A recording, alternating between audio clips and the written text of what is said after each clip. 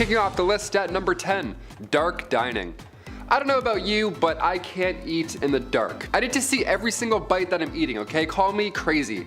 Part of me wants to go to a restaurant where you can't see anything, but I know that I won't make it all the way through. I can't do it. I have a thing. I have to just, I'm not blindly, what if it's not cooked? I don't know. Back in the Victorian era, dining in complete darkness wasn't just a date night. It was actually the best way to digest, or so they thought. That's why many Victorian era homes had their dining rooms set up in their basement. How random is that? Oh, do you guys have poker nights down here? Nah, just brunch. Kill the light. What? How do you like your eggs? Turn off the light. What are we doing? Number 9, Saved by the Bell.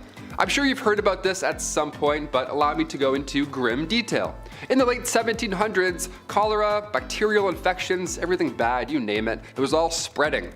Not an ideal time to be alive. Many were biting the bullet at this time, of course being gravely ill, but with this came a dark trend. The safety coffin. Yeah, we had the safety dance, now we got the safety coffin. Here we go. These coffins, I mean, God forbid you were buried alive, these safety coffins would allow the dead to rise again and exit said coffin. A lot of these coffins have extra comfort on the inside and, of course, a wire. This wire ran through the coffin, through the ground, and attached to a bell on the outside. So if a passerby heard it, one, that would be so scary, but if they heard it, they would know something's up and they would help them out.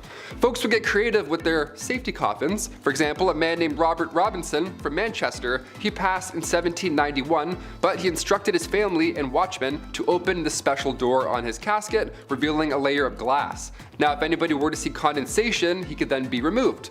Patent number 81,437 was actually granted to Franz Vester in 1868. It was an improved burial case, a real patent. This was a real coffin. This is crazy. This one had an air inlet, a ladder, and a bell. All three, there you go. The description of the patent says, if too weak to ascend by the ladder, he could ring the bell, giving the desired alarm for help, and thus save himself from premature death by being buried alive. Nice. You thought you died. Psych, climb this ladder. There you go. Good luck getting out. Now you're in an escape room. Enjoy. You only get 2 hints. Like a walkie-talkie. Hey, how do I get out of the coffin in room B? Number 8, no air. Now that song's gonna be stuck in your head. Jordan Sparks, a classic. Since we're on the topic of safety coffins, I had to include one more. Maybe 2 more, I'll never tell. This one is fascinating. The science involved here was honestly impressive. There was the classic wire and bell method, but the more sick people got, the more creative they had to become. Like for example, patent number 268,693, John Crichbaum's device for indicating life in buried persons. Yeah, an 1882 classic, we love this. We got the iPod Nano, they got the device O Life. Nice. Upon first glance, you may think this is some type of medieval punishment, whatever, but really this device detects movement whilst providing much needed air. Now you obviously can't have a hole in the ground or else rats will make your real demise much worse than suffocating, right? So John's device here, as per the disclosure details, is that if the person buried should come to life, a motion of his hands will turn the branches of the T-shaped pipe upon or near which his hands are placed. A marked scale on the side of the top indicates movement of the T, and air will then passively come down the pipe. Once sufficient time has passed to assure the person is dead, the device can be removed. Yeah, imagine waking up with this in your hands. I wouldn't be calm enough to turn it and then breathe in a passive amount of air. No way. There's nothing passive about waking up in a coffin. At number 7, grave robber. When you think of jobs back in the Victorian era, you might think of things like chimney sweeps and lawyers. But another relatively popular, though questionable profession was being a grave robber. Yes, people actually made a living off robbing graves. As people studied medicine, they needed cadavers to practice on, but there was a law saying that only the bodies of those who had been executed for a crime could be used as a cadaver, and since the laws changed to include less and less crimes having death penalties, soon people started running out of cadavers to practice on, and this gave way to the boom in the grave robbing industry. People could make a pretty penny for snatching bodies from cemeteries and selling them to medical professionals and students. Fresher bodies went for more money, and the grave robbers not only made money off the sale of the cadaver, but they also charged a fee, so they ended up with a little extra cash in their pockets. Eventually, the grave robbing business became such a big problem that cemeteries started installing watchtowers and guards to prevent people from getting away with the dead. At number 6, beauty. I've talked about this before in some past videos, but the Victorian era was was famous for its strange beauty practices, so I just had to include it on this list. You're probably familiar with the makeup from the Victorian era. Women often painted their faces white to look as pale as possible, but even though they believed it made them look beautiful, it also did a lot of harm to their health. The white face paint that women would use was lead based, and as we all by now, lead makes you dead. But this white lead paint isn't the only thing that harmed people's skin. Women would also wash their faces with ammonia to make their skin look paler. At night, women would rub opium on their faces, and if they were really dedicated to their beauty regime, they would also ingest arsenic. They were literally poisoning themselves in the name of beauty. Women would also use mercury on their eyebrows and eyelashes, and would use lemon juice or belladonna in their eyes, which could cause blindness in some people. Once again, I'm glad things have changed. At number 5, no divorce. Nowadays, divorce is quite common. All you have to do is sign a paper and you're done. But back in the Victorian era, before the Matrimonial Causes Act of 1857 allowed divorce, people had to find different ways of getting rid of their spouses. After all, just because there was no divorce doesn't mean that everyone was happy in their marriages. It turns out that in order to solve their problems and get rid of their spouse, people would just sell their wives, either in public or in private sales. Most of the time, a man would take his wife to the town square and just sell her off to a new man. According to some records, some women had the power to veto a sale, and sometimes it was for cash. Though I think the cheapest that a wife was ever sold for was a pint of beer. This wasn't necessarily bad for the woman, because if she was sold to someone else, things could sometimes work out and she could live a better life with a better spouse. And if she didn't, then she would just get sold again and get to try her luck with a new man. At number 4, food additives. These days, people are becoming more and more concerned with artificial additives in their food.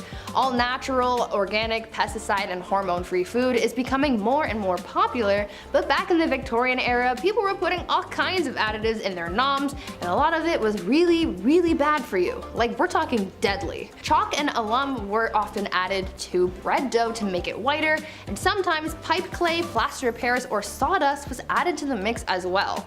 Red lead was sometimes added to cheese, lead was added to cider, mustard, wine, sugars, and candies. Copper sulfates were used in preserving fruits, jams, and wine.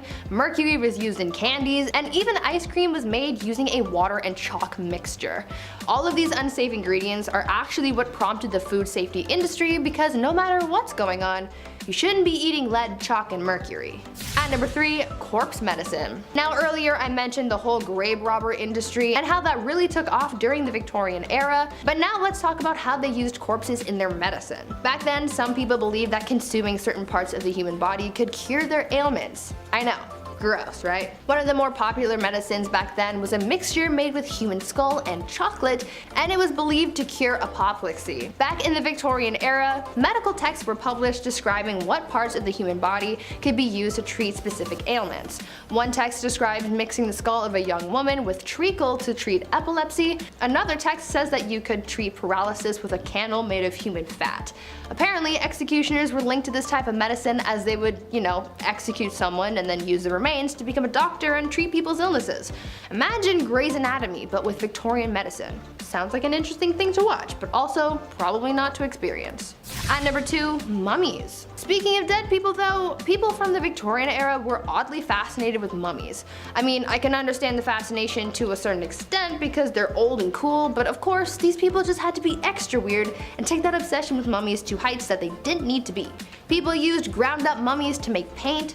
Pieces of mummies were sold in jars, and they were even used in advertising. One candy shop put a mummy on display in the store, claiming that it was the daughter of a pharaoh who saved baby Moses. I mean, that's weird, right? I understand that this was all happening as archaeologists were starting to uncover lost treasures and secrets from Egypt, but I mean, a mummy in a candy shop?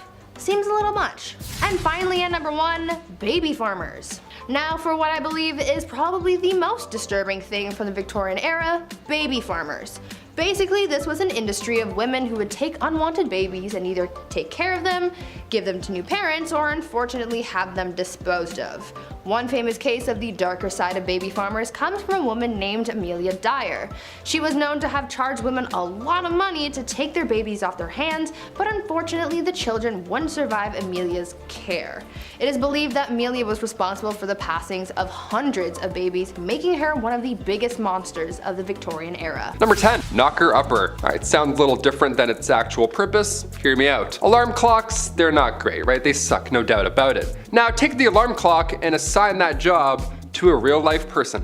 What does that look like? What does that sound like, rather? At 6 a.m. That person is called a knocker-upper, a person employed solely to wake up workers at mills and factories on those early morning shifts. Now, going from house to house using a long pole to knock on bedroom windows, that sounds like the best job ever, right? I can't close the list with this one. This is number 10, for sure. It's kind of fun. If you had this job, well, you're probably not alive anymore. I don't know, unless you live in a weird town. The people at the time were a lot friendlier back then than they are now, so, I'm sure the knocker-upper came around today. Be a little different. They'd probably be on World Star the next day. Knocker-uppers back in the day, thank you so much for waking me up. I would have lost $14, thank you. It was a big deal. It was definitely a big deal. Number 9. The linkerman. Before the introduction of gaslights on the streets of London, if you were traveling alone at night, well, you'd probably get lost. Because, yeah, even London now I'd get lost, you know what I mean? So that's where a linkerman would ideally come into play. They'd come in to save your night. What they would do is they would carry with them a torch to help guide your way home. They'd be like, hey, follow me, I know these streets, and then you do it, I guess. It's a little scary. At the end of this impromptu tour, they'd of course expect a little tip from you.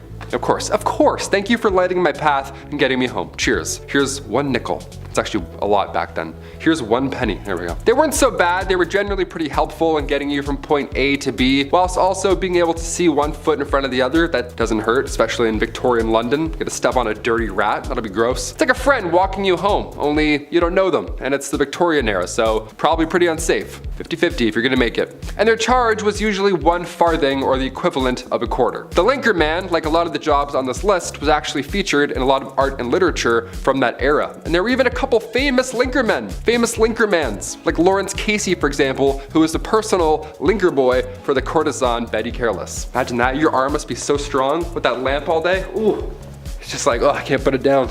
Number 8, ghost photography.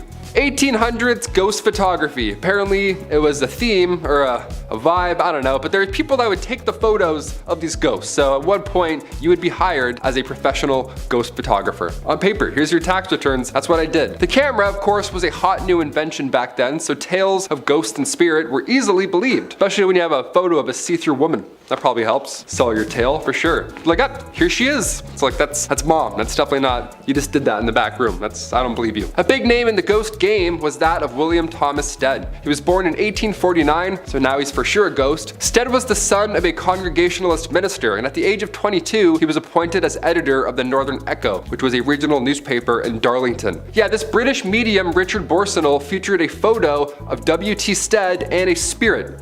Imagine that. Imagine a day where somebody was awarded the Nobel Peace Prize and they also posed for photo ops with ghosts. Like, can we pick a lane? Science or not? What are we doing here? Number 7, wearing black for weeks. Losing a family member is tough. Life can get hard. In Victorian times, passing away was a big deal.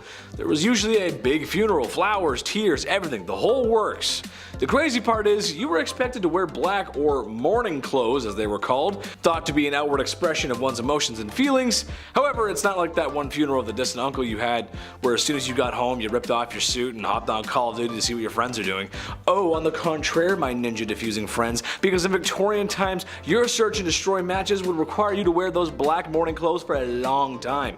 Sometimes even weeks and months on end. Queen Victoria wore hers for years after her husband passed, and it was odd to see her in anything but black. That's a weird story. That's crazy. Number 6, aniline dye. In 1856, William Henry Perkin was trying to create an anti-malaria drug using aniline. After all, the British were spending an awful lot of time in foreign nations doing as the British do and needed a cure to keep doing what they do. Well, he did not find a cure for malaria, but he did discover it makes a very lovely dye that makes deep reds, purples, and black. You need that for the funerals. Naturally, this picked up a lot of steam and began to be used in everything from socks to shoe polish. Yeah, I know, right? Trouble is, once people got enough exposure to the clothing with aniline dye, their skin would go red, itchy, inflamed, and was known for causing really bad headaches. That's because it would absorb to their skin and poison their blood. That sounds pretty actually, I don't want that. Number 5, zinc chlorine coats. This one's bad, man, but it was stopped before it became a trend, thank God. Picture this, it's Victorian London and you're but a humble city servant. Your job is to clean the streets. One night it begins to rain, as it is known to do in England. I hear it rains there a lot, I don't know. And the city provides these humble men with coats that have a zinc chloride layer. in the fabric. It was supposed to protect against rain and wetness and whatnot. A lot of chemistry in this video, but some might already guess that this was a bad idea. Zinc chloride is not only corrosive, but water soluble. So, after a shift in the rain, a lot of these men came back with really nasty chemical burns. And no, they didn't have emergency showers like in Heisenberg's RV. They didn't have that, or your high school chemistry class. It was really bad. They stopped it immediately, because that's really bad. Number 4, asbestos fabrics. Chris will like this, he'll remember these. Picture this, it's 2004. It's Saturday afternoon and your dad just got finished watching an episode of Trucks. Nice. And now you have control over the TV remote. Saturday morning cartoons, here we come. I used to love the Kirby Show, he's one of my favorites. Love that guy. But just before you change the channel, there's a commercial with an old man who looks very concerned. And he says, "Have you been affected by mesothelioma and or because of exposure to asbestos? Then you may be qualified for compensation." I believe it went something like that. Maybe I should call Saul Goodman. Where's he when you need him? All jokes aside, those commercials were not joking. They weren't joking around at all because it's been known asbestos was very harmful for a long time. So yeah, it was pretty bad. Victorian times were no different.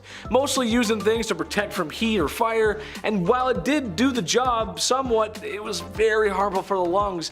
And like the old man says in the commercial, it could be cancerous, hence mesothelioma. I said it right there. I said it the first time when I was impersonating him, and now I can't say it. Mesothelioma. There it is, mesothelioma. Number 3, radium makeup. Okay, sure. I'll give you that radiation and radioactive materials were pretty much being discovered and barely understood for the time. Okay, sure. It was new.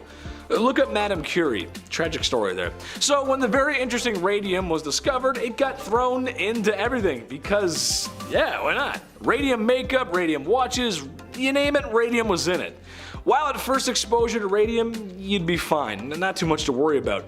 However, after years of direct physical contact on the skin, yikes, there's going to be a problem. It's radioactive. It's the reason why you shouldn't get too many X-rays. Not that it's radium, I'm just saying radiation in general is not good for you. Not much to explain in this one except it was used and manufactured in women's makeup and they used it, and I'm sorry, that's just rough. Number 2, mercury hats. Mercury was nothing new in the medical field in Victorian times. It had been used in ancient China for a long time before that. And yes, it was poisonous. It was harmful too. However, in Victorian times, some hats included mercury in their production process. Now, why is that so bad? Well, because mercury makes you go insane. Hence why they called it Mad Hatter's disease. I could not think of a worse name for a disease. Now, not that it's a fashion point, but this was also readily used for treating syphilis at the time. So something that's readily available for the public and health would wind up in closed production. It makes sense. If there's a lot of it, sure, it makes a lot of sense. But it makes people go crazy. Sorry, who's talking to me? What? No, I'm just kidding. Joke, funny. Number 1, cellulose nitrate. This one's crazy. As you can tell on this list, there's been a lot of clothes and fabrics mixed with some naughty chemicals. Naughty! Of course, this is years before OSHA or WMS, so it probably wouldn't happen today. However, this one takes the cake. When cotton, or a cotton-like product, is introduced to nitric acid, it forms cellulose nitrate, which is also known as flash cotton. Not because it takes its shirt off at an edgy concert, but because I cannot stress this enough how unstable and flammable it really is. Even the slightest heat source could set it off. There's even stories of people spontaneously combusting after being exposed to items made with such. Number 10, the cholera belt. This is just so silly to me. While the Victorian era seems like a long time ago, it's really only like 3 to 4 people ago. So yeah, your grandparents or maybe even your great-grandparents could have experienced a life like this. As we all know, disease was rampant back then, and thank God we're a little less gross now, am I right? Well, cholera was quite the tummy bug going around back then, causing upset stomach, indigestion, and the Oregon Trail's favorite, diarrhea. Ooh, no thanks. So the people of Victorian times came up with something that, well, wasn't only functional, but fashionable too. Very nice. The cholera belt was a piece of red fabric that was to be wrapped around the belly to keep you warm. That's because people thought having a cold belly caused cholera. Because yeah, that devil gives you cholera. Yeah, for sure. Yeah. That's what does it. It's not. It's a sickness. It's a virus. Number 9. Shields Arsenic Green. For some reason, green was all the rage back in Victorian times. I'm not sure why. I'm personally not a fan of green, but except for the green screen. We love that. I know you guys can't see that, but I love the green screen. When I was a paint mixer, sometimes people would bring up the wildest colors for me to mix, and they weren't for art projects. They were for walls. So weird, but I digress. There was a common color back then called Shields Green. It was made in a lab by a spooky, scary Swedish guy named Shield. Go figure. This color was used in everything: dresses, fabric, paint, you name it. The trouble is, it was a compound of copper and arsenic. Therefore, it was toxic and caused a lot of harm. It also had links to cancer. For example, when Napoleon was banished to St. Helena, the walls of the house he was staying in were painted with shades of shield. Eee, that's not good. Pretty sure he died of stomach cancer too, so there's a connection there. Number 8. Beetle dresses. Like I said, the green color was really in at the time, and there were other ways of achieving such a gorgeous glow besides using shield paint. Similar to how Cleopatra made her eyeliner, some dresses in Victorian times were made with pieces of beetle. Ugh.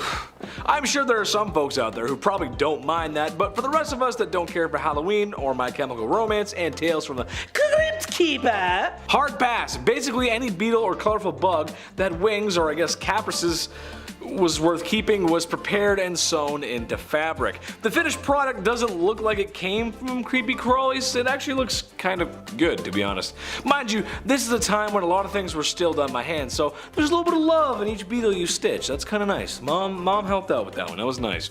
Number 7. Bad hair day. Okay, you want it messed up? Let's do messed up. Hope you're not eating any food right now, especially not eating in the dark.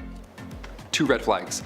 Okay, the Liverpool Daily Post back in 1869 had readers invested on this fateful day. Right on the cover it read, "A 30-year-old passed away in the village of Lincolnshire." Now at the time, that's not far off from average life expectancy in the 1800s. But this case was odd. Everyone wanted to read about this. This case was noteworthy. It was important that folks understood what took this young lady's life. Doctors asked the family if they can carry out a post-mortem, and lo and behold, they found a 2-pound solid chunk of hair sitting in her stomach.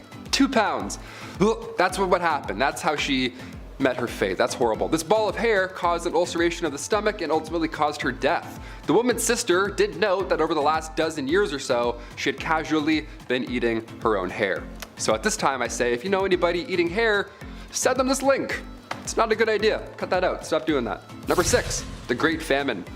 Weird time to talk about a famine after the hair incident, but okay, here we go. Back in 1845, a potato crop that a lot of the Irish population relied on was no longer available. This was huge. This is bad history right here. A group of microorganisms wiped them all out, and in result, around 1 million folks died or had to leave. It was draconian law at this point and British ruling that made the exported food hard to reach people. This famine led to Irish independence and anti-union movements. Historical, definitely. Messed up? Absolutely. Number 5. Queen Victoria's name change. Every year on May 24, we set off fireworks, then we have way too many hot dogs. It's the best. We call it Victoria Day, right? It's for sure called Victoria Day, right? Well, back in 1819, Victoria was christened in an almost private ceremony. It was small, obviously. Victoria's uncle only let a few people attend. Like I mentioned in part 1, she had an isolated childhood with the whole Kensington system. That was no way to live. But even the day she was christened, trouble awaited. Her name was Alexandrina Victoria, and at the time, the name Victoria was not regal. It was of French origin, almost an odd name to have at the time, so she was immediately advised to change her name to something more traditional. But as our calendars can definitely confirm, she said, nope, I'm good. Victoria Day. Yeah, it's definitely Victoria Day. Number 4, tattoos. I only have the 1 tattoo, but I've always wanted more. Just not so good with needles, you know? I got my eyebrow pierced and I fainted. It's a fun fact, that's why I have a little scar there. Not great with needles. Some of the designs are so beautiful on tattoos, the amount of pain you all sit through, I'm impressed, honestly, mad respect. The tattoo craze really took off once Queen Victoria's son, the Prince of Wales, he went and visited Jerusalem. And of course he saw copious amounts of body art and was inspired. Inspired, we'll say, yeah. So upon his return, he was all about ink at this point. And the Prince of Wales, well, if he has a sleeve, well then maybe I can have a sleeve, right? What's going on? It wasn't a sleeve, really. It was a cross. The prince got a tattoo of a cross in homage to the Crusades. So if you're gonna try and convince your parents to let you get a tattoo, just, tell them the Prince of Wales did, right? You're just trying to be a royal. Number 3, Gym Day. Believe it or not, there were around 200 gyms across Europe during Victorian times. Yeah, just like 6 good lives. You're like, what's this about? Even Victorian dudes skip leg day. How great is that, okay? It's not just you. These gyms weren't bright, they weren't open, they weren't well ventilated, they weren't motivating, and definitely not safe. None of those, definitely not. No, Victorian gyms were reserved for the upper class, obviously. Grab your pocket watch and blazer, Ezekiel. We're doing squats today. These machines also were not ideal. They were designed as antiques first rather than their purpose. Also, half of these look like saw traps. Like, are you kidding me? No way I'd bend my arm around any of these devices. No way. All those wooden wheels? No. I'll stay weak and brittle, thank you. Number 2, ghost photography. Had to look back. I don't like talking about ghosts. As if the reanimated corpses coming back to life while they were ringing a bell wasn't scary enough. Yeah, let's talk about 1800s ghost photography. The camera was a hot new invention at this time, so tales of ghosts and spirits were now easily believed. Yeah, obviously, when you have a photo of a see-through woman, you're like, that's pretty terrifying. A big name in the ghost game was a man named William Thomas Stead. He was born in 1849, and Stead was the son of a Congregationalist minister, and at the age of 22 he was appointed as editor of Northern Echo, which was a regional newspaper in Darlington. So far, so good. This British medium, Richard Borsonol, featured a photo of W.T. Stead and a real spirit. Yeah, imagine that. Imagine a day where somebody being awarded the Nobel Peace Prize also poses for photo ops with ghosts. You're like, do we believe all of this or none of this? What's going on? This is so scary. And finally, number 1, music for eternity. Before we wrap up this wild part 2, I had to include perhaps one of the creepiest patents of all time. Patent numero 9,222,059. Yeah, the number is going a little bit higher. This one got me thinking. I wanted to end this video off on this note. I like this idea. Maybe, I don't know yet. Music for eternity systems. Okay, this patent is not from the 1800s, but rather 2015. I know, it's not Victorian, but when else am I gonna talk about this, really? The idea here is that you could stay connected to your loved one by using a solar-powered digital music player. The best part here is the patent details how surviving family members now have the ability to update, revise, and edit stored audio files and programming after burial. Yeah, next Rihanna album, no problem, I got you. There's a speaker in the casket and there's a headphone jack on the tombstone, so we can listen together. And then we can decide if we hate the album. That's creepy. I wouldn't do this. Would you want this? Sound off below if you'd want, big shiny tunes playing for eternity after you die. I would do the Titanic theme song. Just make everyone so sad all the time. Number 10, moving in. I don't know about you guys, but when I think of Old Blighty, I think of royal prestige.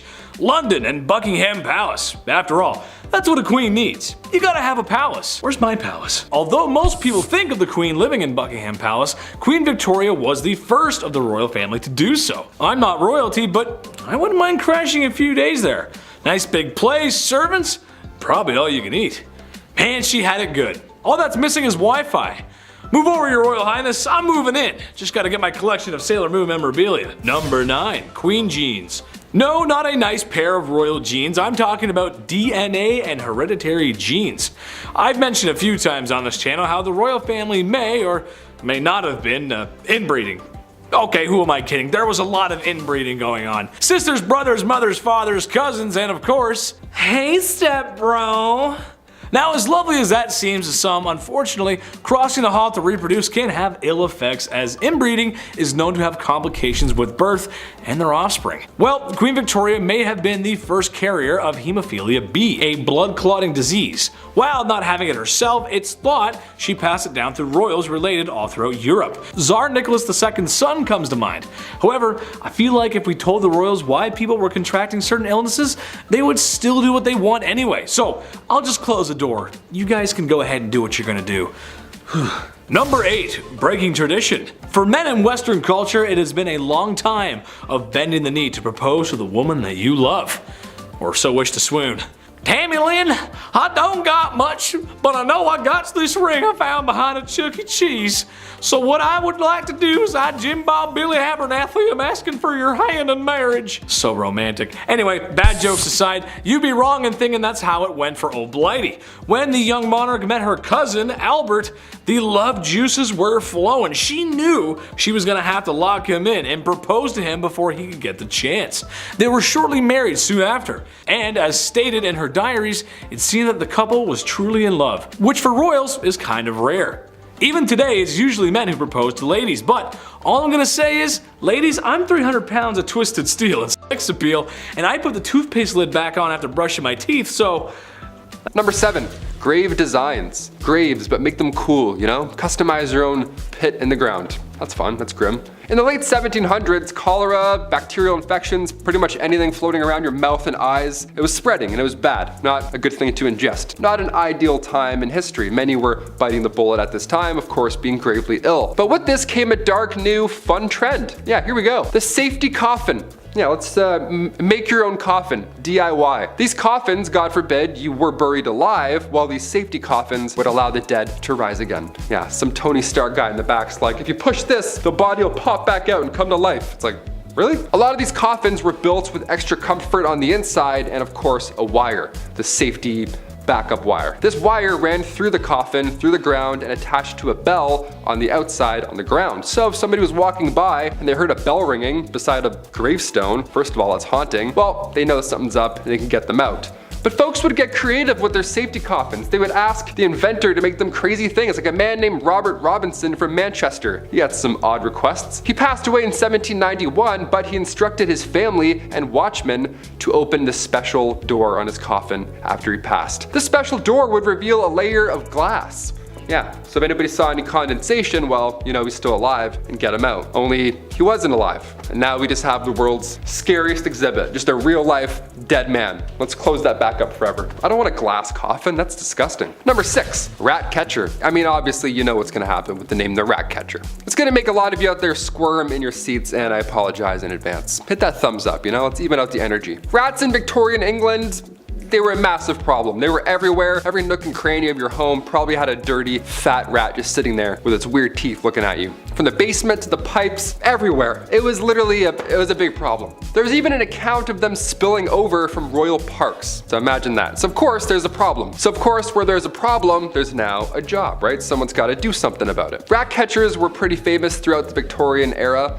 I mean, of course, brave souls, and they were highly praised in society, but the job obviously wasn't too glamorous. You'd be going into dark, dirty places where rats would make their homes, and we'd catch them, and you'd often have to kill thousands of rats every single year. And then deal with that. I don't even know how you deal with those bodies. I was gonna say bones, ew. More often than not, rat catchers would use other animals like dogs and ferrets to help them hunt down the rats. So you have your own little animal posse hunting down other animals. You would feel pretty good. You'd feel like the king of animals almost. Probably not, eh? It's probably a disgusting job. You probably hate it every day. Number 5, matchstick makers. The idea of a lighter wasn't really a big thing back in the Victorian era, obviously. I mean, they definitely existed. The first lighter was invented in 1823, but it wasn't like the ones we have now. Not like those Bics that still don't work. It wasn't a portable thing. The first match was invented in 1805, but it kind of sucked. And the first friction-activated match came around much later in 1826. This one here changed the game for good. They were made with white phosphorus, which is of course extremely toxic. But they didn't have machines to make these matches. No, it was of course done by people, young women. It was only women that had to do this, and in the worst of conditions, of course. And before you ask, no, they didn't understand protective gear. Well, they did a bit, but even so, women didn't get that kind of luxury, right? They didn't get that treatment. These girls would have to eat their lunch at their workstations, meaning they would probably end up ingesting said white phosphorus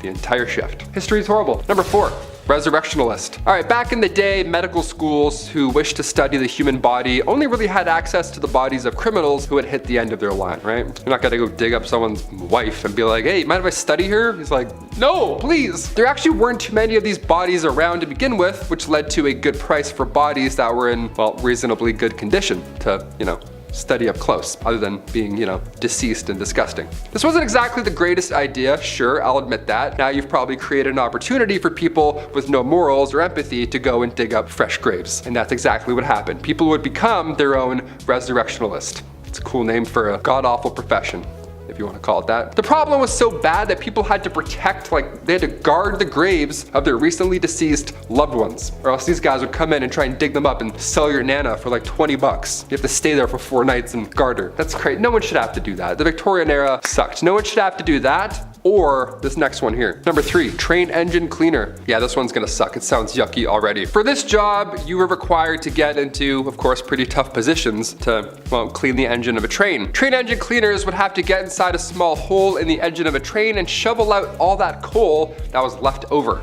Yeah, as if shoveling the coal in wasn't bad enough, now some guy's gotta crawl under and shovel it all out. Nope. They go underneath the train with a dusty ash pan and they work away all day long and nights. These guys would spend their days shoveling 5 to 6 tons of coal into the furnace of the steam trains and then spend their nights climbing into the same furnace to clean it out. Every time I watch the Polar Express, it's always so magical, you know, it's always a great time. But even on the Polar Express, there's a guy shoveling coal all night long on Christmas Eve. You know what I mean? That's how bad this job is. Magic can't even save it. Couldn't even picture a worse job to have with this goofy back. Imagine that. Imagine me doing this all day. No way. Wouldn't make it 1 week. Number 2, funeral mute. Ah, yes. Death. Happened quite a lot back then. I thought being a pallbearer had a lot of pressure, you know? Don't drop them, all that kind of stuff. Victorian London saw many funeral mutes. Now, Oliver Twist, one of the lousy jobs in that tale, was that of a funeral mute. Oliver Twist is like, this one sucks. Well, it really sucks. Mutes were required to dress, of course, in all black with a sash while carrying a long cloth covered stick, and your job would be to, well, to stand and mourn and not say a thing the entire time. You'd have to stand at the door of the recently deceased home and just welcome death. Just embrace it. You have to be death. The mascot for death is now you. Horrible. In Victorian London too, you're gonna breathe in a fresh rotting body. Nice, that's good. I have about 4 days left, thank you. And after that point, you would lead the coffin all the way to the graveyard. Nice and slow, like you were leading a marching band. Only it's not music, it's death behind you. And finally, number 1, a chimney sweep. I remember doing this when I was a kid. Okay, I got some questions now. I'm gonna make some phone calls after this list. I had to do this when I was a kid, but back then it was a lot worse. It wasn't a chore, it was an actual job. This was a terrible job to have in Victorian London, obviously. Chimney sweeps were famously young men, guys. I can't say anything else here, but they were young lads. That's it. History is pretty horrible, right? You could fill it in. 1840 was a good year, all things considered, because a law was passed that made it officially illegal for anyone under the age of 21 to climb in and clean a chimney. Nice. I was 18 cleaning my chimney at home. I had no idea. I could have busted out this law and been like, actually, 3 more years, Dad. See ya. Just moonwalk out of there. I'm not cleaning anything. Just the kitchen for now. I'm not using that tiny little brush. Why do all chimney sweeps have a tiny brush? Give them a bigger brush, you know? Number 10, train engine cleaner. Ever wanted to get inside a small hole in the engine of a train and shovel out the coal that was left in there? Ever wanted to go underneath a train where you can't fully stand up in the middle of the night and rake out a dusty ash pan, getting all kinds of ash and stuff in your mouth? Perfect!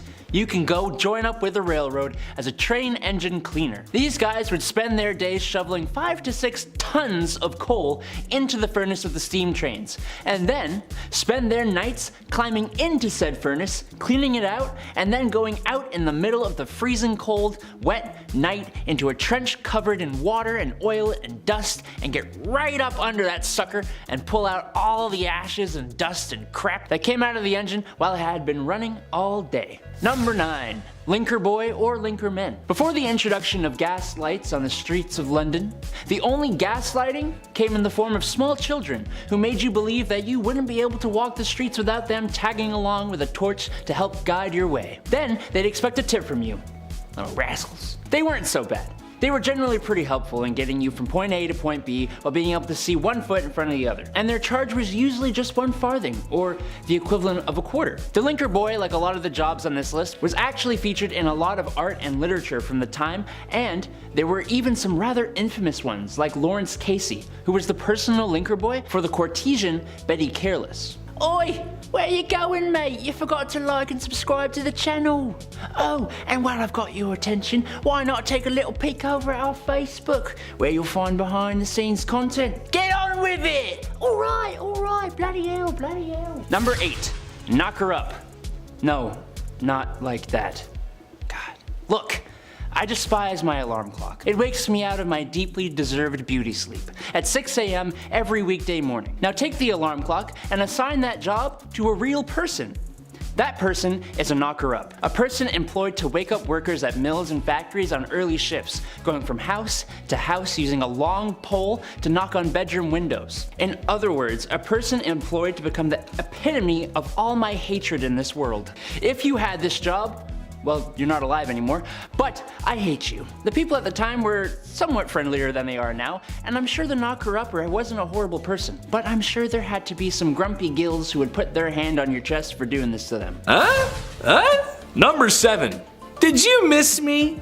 Queen Victoria was a leader. She held a lot of power, and that means people sometimes got a little crazy and wanted to remove her from such power. So for Queen Victoria, it should be no surprise however uncouth it was, but she had multiple assassination attempts on her life. A lot of which were people firing shots at her carriage for some reason with a pistol. And a lot of these attempts leading people to being declared insane. And one specific amateur who tried multiple times to end the royal and failed every time. 8 times to be specific. I feel like after the first 4 times when the guard saw this guy approach, it was like, oh, man, this guy again. Oh, brother, this guy stinks. Anyway, all attempts to end her life failed, and she became the 2nd longest reigning queen, next to Queen Elizabeth, of course. Number 6.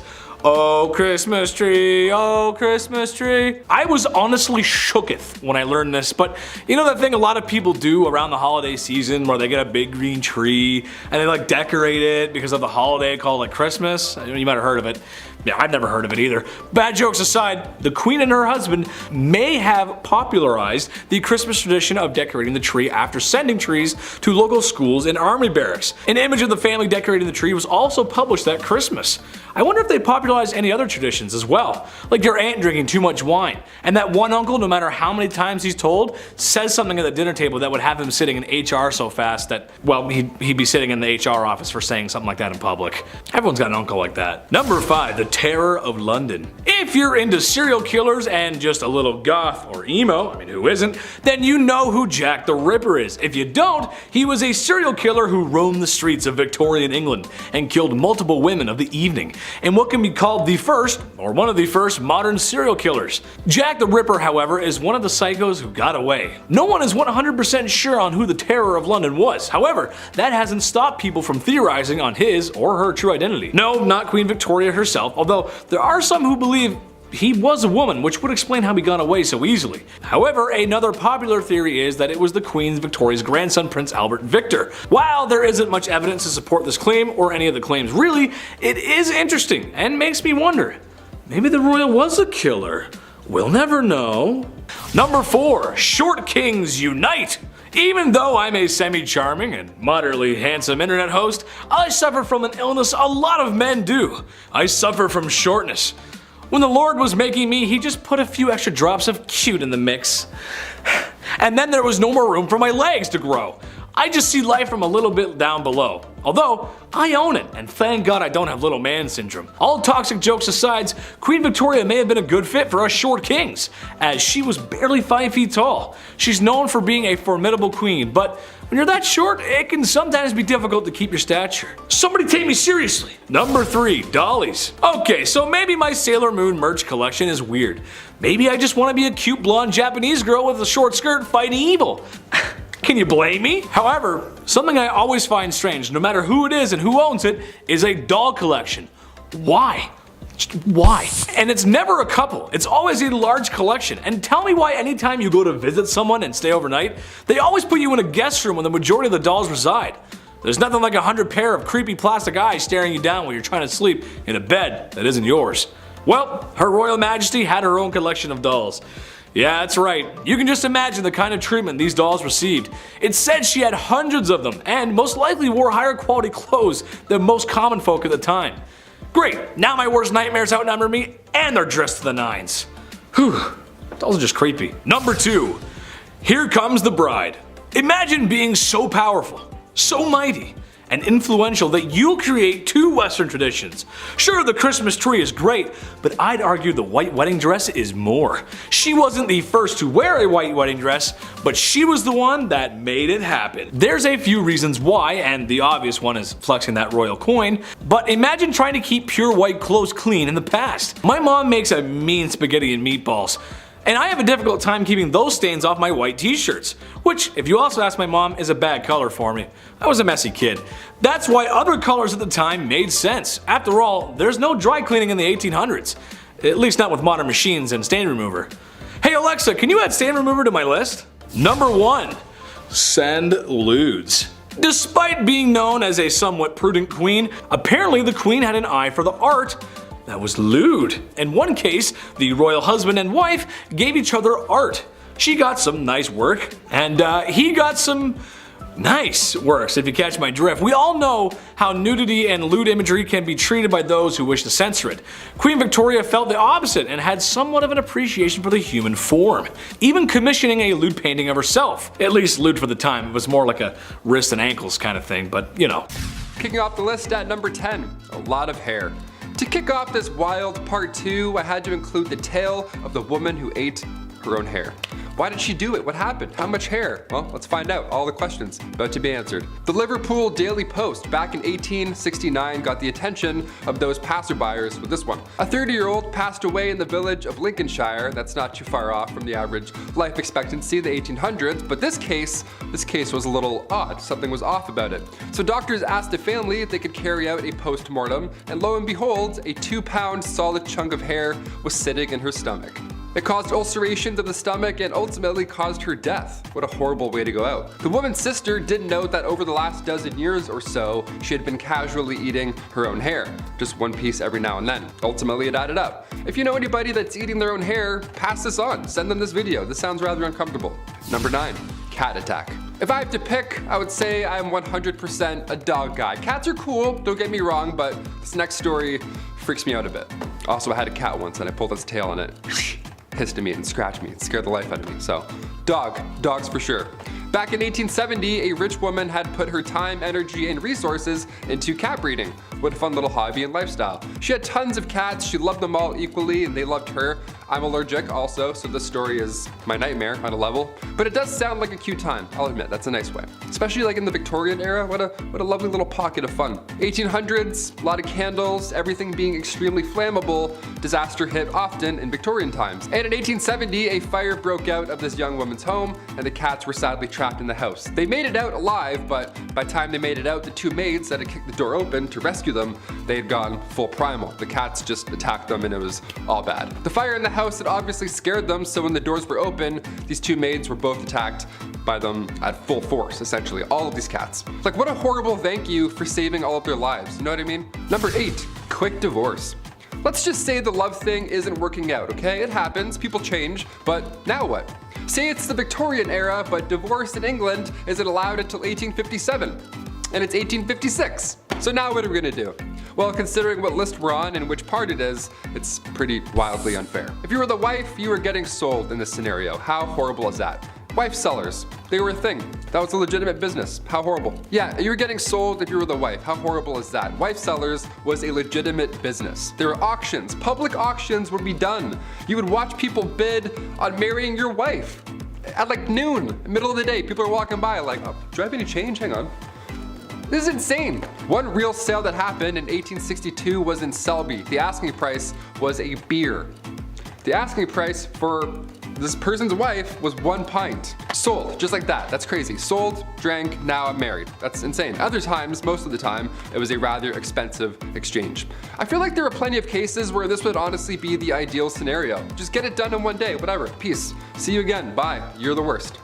Number 7, a phrenologist. I think if this YouTube thing doesn't work out for me, I'm gonna go and make up a science. It worked for phrenologists. They claimed that a person's personality, character traits, and abilities could all be figured out by bumps and indents on a person's skull. Characteristics like secretiveness, amativeness, conjugality, and combativeness were apparently controlled by areas of the brain that they called organs of the brain. The idea was dismissed by the church, but it nonetheless gained traction through Europe and was really popular in the States. The idea that you could modify these organs through self-control and practice sounded really good to self-help gurus at the time.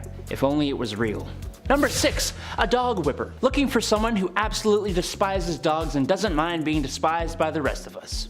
otherwise known as a dog whipper. Back in the day, huntsmen would often hunt foxes and nail their tails to church doors, which would attract dogs of the streets. You'd also have churchgoers who would bring their dogs with them to church. These dogs were not allowed in though, so they'd all have to wait outside. You know how dogs are though. They didn't just sit there waiting patiently. I'm sure some good boys and girls did, but more often than not they'd be playing and sometimes fighting, disrupting the church services. Enter the dog whipper, who was armed with tongs to grab a dog and remove it from the church grounds, and a whip that would be used on the loudest of the poor pooches. Number 5. A rat catcher. I know this will make a few of you out there squirm in your seats. Rats in Victorian England were a massive problem. They were everywhere. Every nook and cranny of your house, from the basement to the pipes. There was even an account of them spilling over from royal parks. So of course, where there is a problem, there is a job. Rat catchers were pretty famous throughout the Victorian era and were highly praised in society, but the job wasn't too glamorous. You'd be going into the dark, dirty places where rats would make their homes and catching and often killing thousands of rats a year. Often rat catchers would use other animals like dogs and ferrets to help them hunt down the rats too. I don't know though, it's gonna be me. Number 4, an upright worker. Upright workers, otherwise known as chimney sweeps, actually started off being children as young as the age of 4. The smaller size of the little kiddos was perfect for fitting inside and climbing up and down chimneys. The little suckers would rub their elbows and knees up against the brick of the chimney so much that they would be scraped raw before callousing. Isn't that lovely?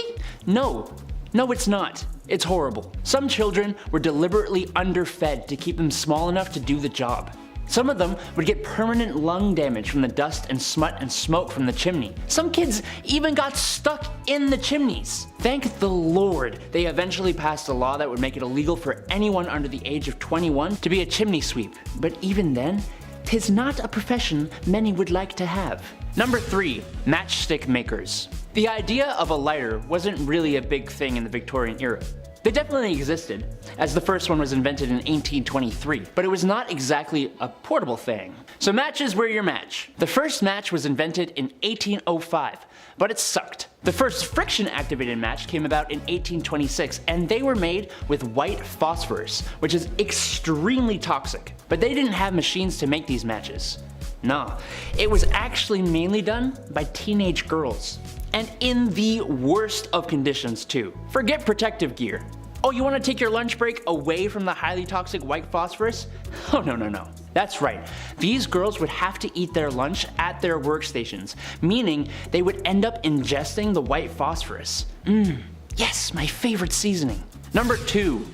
Resurrectionists. Back in the day, medical schools who wished to study the human body only really had access to the bodies of criminals who had hit the end of the line. There actually weren't too many of these bodies around, which led to a good price for bodies that were in reasonably good condition, other than being deceased. This wasn't exactly the greatest idea, as now you've created an opportunity for people with no morals or empathy to go and dig up fresh graves, becoming resurrectionists. A cool name for an absolutely god-awful profession, if you could call it that. The problem was bad enough that people would actually guard the graves of their recently deceased loved ones. No one should have to do that. Number 1, night soil man.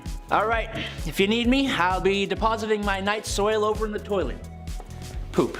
Night soil is poop. And the night soilman? Well, you see, before we had real sewer systems, the night soil you deposited at home would go into a lovely hole in the ground. As you can imagine, these would tend to fill up over time, and that's when you have your night soilman come in. Yes, his job was to clear out the poop deposits from houses and cart it away in the middle of the night so nobody in polite society would have to see it. But they were always in business, so that makes the job a little less crappy.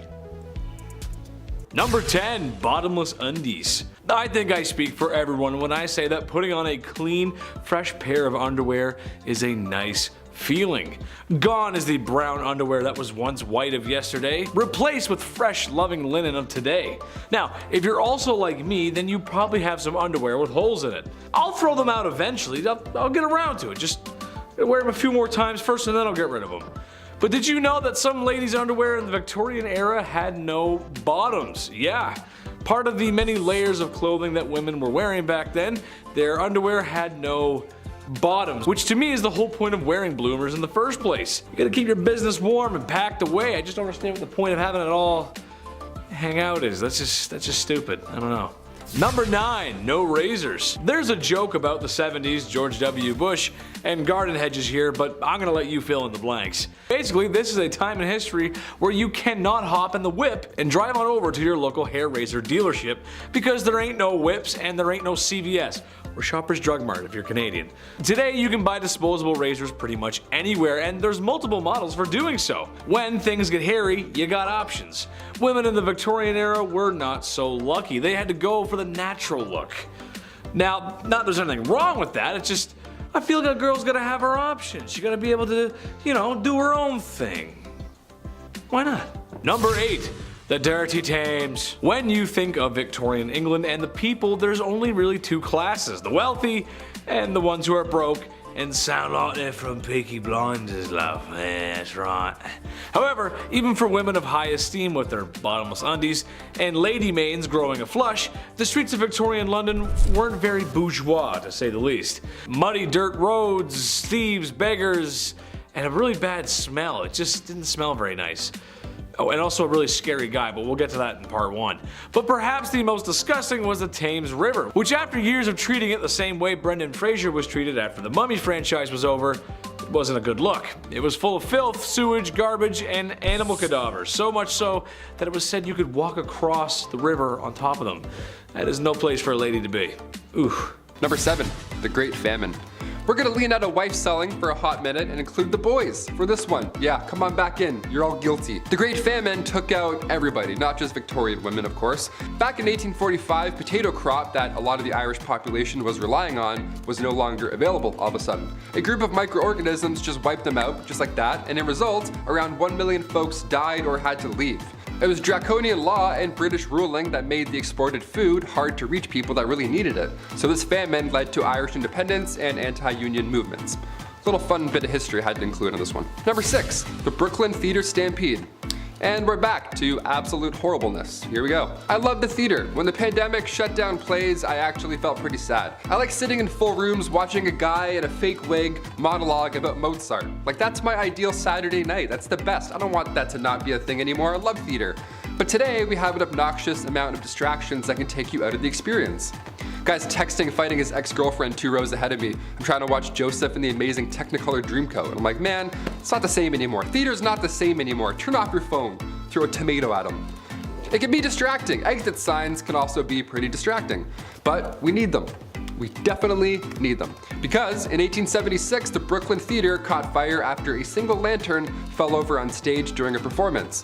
This was 1876. Everybody was wearing flammable attire. There aren't emergency exits yet. A fire marshal hadn't come in and counted heads at this point, so it was a disaster. 278 people lost their lives. A monument was put up after the incident. It shook the town. It was absolutely horrible. I read about this and I was like, that's horrible. We got included in. This is a horrible list. Number 5, the hobble skirt. Yeah, so when people can't get out of burning theaters, it's stuff like this to blame. Just from this 1910 headline alone, I'm glad we don't have hobble skirts anymore. The June 12, 1910 headline reads, "The hobble skirt is the latest freak in women's fashions." The latest freak. Skirts that are so tight around the ankle that locomotion is seriously impeded and speed is impossible. Nice. I'll take 2, debit. Doesn't that sound like a bad time? Why would anyone want this? Sounds like you're gonna be late for everything. French designer Paul Poirier made these to free the bust, to free the, have a lot of room in here, whilst shackling the legs. So you in turn you can't move. Just what you need to move around uneven stone roads, I guess. Love the practicality on this one, Paul, thanks. Despite how ridiculous and unsafe the hobble skirt looks and acts, only the wealthy could afford such a thing. Shoot, oh man, must be nice. I'll just be over here wearing jeans like an idiot. Middle and lower class women wore skirts with slits or buttons so they could, actually walk around. Yeah, what fools. Oh, sorry, you want a button? I don't speak broke, sweetie.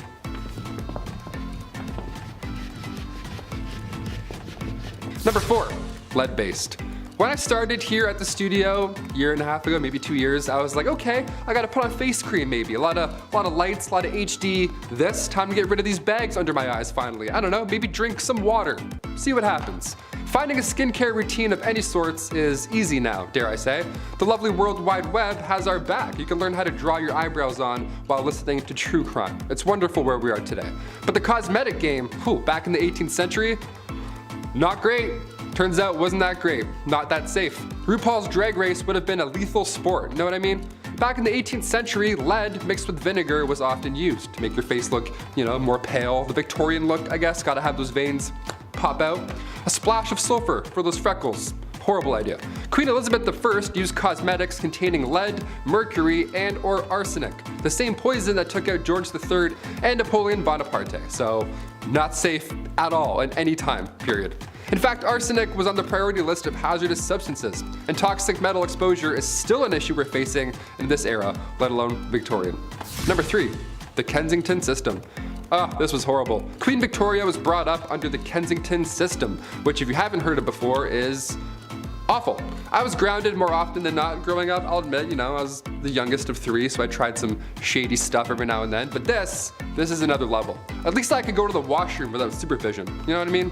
Yeah, buckle up. Victoria's mother, Duchess Victoria of Kent, she created this Kensington system to control her daughter. She literally isolated the child from friends, family members, anybody, everybody, you name it. Her mother would monitor her every action on top of this, including who she can see or speak to, if there were any of those people at some point. Victoria only had 2 playmates growing up her entire life. She had her half-sister, Princess Feodora of Leningen, and then the Duchess attendant, Sir John Conroy, his daughter, Victoria. I mean, I had like 4 friends growing up, maybe 5 and a half, but this is just cruel. This is just unfair. Especially with a royalty too, you'd think you can have more things. No, less. She shared a room with her mother until she was a queen. That entire time, she literally couldn't walk down the hallway alone. Victoria has reflected on her childhood, and yeah, in case you're wondering, she hates John Conroy. She referred to him as a demon incarnate, so she's got the words. Number 2, arsenic dresses. If looks could kill, literally. You've heard of arsenic and old lace at some point, but what exactly are we talking about? Back in 1861, a poet by the name of Henry Wadsworth Longfellow, real name, his wife, Fanny, also real name, her dress caught on fire and her burns were so bad that of course she sadly didn't survive. But this was sadly common in Victorian days. Puffy dresses, open candles, as we heard earlier. These dresses back then, they were flammable as is, but some of them were made with literal poison. Some of them had arsenic made to have that like green look, like the real arsenic green look. It wasn't just in clothing either. Back in 1861, an artificial flower maker named Matilda Schurer used green arsenic-laced powder, and her fingernails had turned green, and green foam started coming out of her mouth, and it was just a horrible way to go out. Arsenic is not supposed to be inhaled, let alone worn. Although, yeah, it did look nice for a hot minute.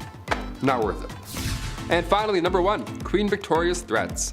Being the queen and all, and we're talking about the Victorian era, I figured we'd end with this one. Being the queen and all, a security team is always needed, and during her reign, there were multiple attempts to harm the young queen. The first attack was back in 1840. It was an 18-year-old man named Edward Oxford, and he fired towards the queen's carriage, but obviously and luckily missed. But when Edward was accused of high treason, he was actually found not guilty due to insanity. Then a couple years later, in 1842, it happened again. This time, 2 men fired at her. They were found guilty. In 1849, her carriage was attacked by William Hamilton. In 1850, as the carriage was passing the gates of Buckingham Palace, Robert Pate, a retired soldier, ran up and hit her with his cane. Victoria was okay, thankfully, but of course, she was shook. Then again in 1842, 1849, and 1872, attempt after attempt.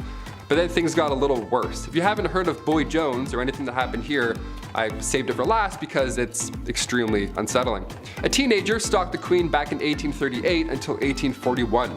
Edward Jones, aka Boy Jones. This guy somehow managed to break into Buckingham Palace more than once. It was some Assassin's Creed type stuff. He just knew some back way, he climbed some window or whatever. The guy just knew a route in, so he would break in and would more often than not just hide under the queen's sofa. Number 10, Boy Jones. What's more intimate than a stalker? Am I right, ladies? If there's one thing women have loved throughout history, it's having every second of their privacy being watched by some creepy man, right? No. I can only imagine it's been worse since the dawn of smartphones and social media. That must be horrible. Well, as it turns out, there were some real creepwads in the Victorian era too. The boy Jones was a stalker of Queen Victoria who on multiple occasions snuck his way into Buckingham Palace, one time escaping with a pair of the Queen's underwear. What? Arrested multiple times but still somehow found his way back to the palace. But what they should have done was swap the Queen's underwear for a pair of mine after a shift in the garden center I used to work at. Oh yeah, nobody's coming for you after sniffing those bad boys. Oh! Number 9. Graceful words. This was a time when ladies were supposed to be ladies, and that means manners are on the table and elbows are off. Dresses were worn to not show ankles, God forbid an ankle or wrist bust out. I think more importantly, however, or rather unusual that is that women were expected to talk a certain way. Good evening, Mr. Burrows. You must excuse my tardiness. There was a dreadful man screaming at me because my ankles were shown whilst mounting my carriage. Your what was showing, love? Oh, you hurdle. I can't believe it. Excuse me. I must be someone else. I don't need to tell you guys how ridiculous that is. I say fly out the handle, ladies. Wear what you want, do what you want. Number 8. Shots. Not the kind I like. Well, I don't know about you guys, but nothing ruins the mood for me and my lady like being fired upon. Yikes. I'd like to stay the night, kid, but the automatic gunfire coming from outside is starting to get to me. See, all gangster impressions aside, things must have been that way for poor Queen Victoria as she was shot in her carriage in 1840. A young man fired 2 shots at her carriage. More attacks would actually follow in the coming years. It's kind of hard to feel that certain kind of way after bullets go grazing past your pretty face. The worst thing that ever happened to my generation was making sure nobody was home when you were studying with your boyfriend. I was too busy playing Call of Duty, but at least I never got actually shot at. You know what I mean? That's just a good thing. Number 7. Calf ear appetizers. This one goes out to all the folks who like their steak well done, as this may be too much to stomach. Given the way food was prepped and handled back then, I would agree with most folks that cooking the devil out of your meat was probably just the safer bet. Sucks for me because I like my steak rare as you can make it. Blue, almost, honestly. I love it like that. I am also willing to bet that most of you folks who like your steak well done aren't a big fan of fat and gristle. I also love fat and gristle. I just like meat, what can I say? What I'm getting to is calf ear appetizers. Yes, cooked calf ears, which I'm pretty sure are just like pure cartilage. Higher class women could often find themselves at parties where they would serve up this chewy delight. You'd probably just be chewing on that for a while. I feel like most people wouldn't like that. Is Chris a cartilage guy? I don't know, we'll see. Number 6. Hand cleavage. This goes for every inch of the skin, really, but women had to cover up back then. That means no ankles, neck, or God forbid a wrist. If a man saw a wrist, they would act, ooh. Well, I don't know if they were that down bad, but women of higher esteem wore gloves. There's etiquette to gloves. It was all part of the culture, which means only women with dosh could practice such glove etiquette. I say no woman should have to cover up. She should wear whatever the heck she wants when the heck she wants to. However, with the gloves, I believe there's a separate issue.